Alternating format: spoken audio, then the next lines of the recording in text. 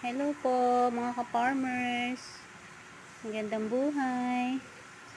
Ito na po yung ating mga alaga na nasa winning pen. Yan po yung mga bagong walay. 11 pieces po yan. Malakas na rin pong kumain. Ito po yung ating fattener. Pa-release po yan ngayong first week of November. Inuubos lang po yung feeds nila. Yan na po sila ngayon. Gaganda po ng slender ang kanilang mga hips. Nakakatuwa pong pagmasdan. Ayan, lalaki na po nila. Gaganda po, mga bilugan.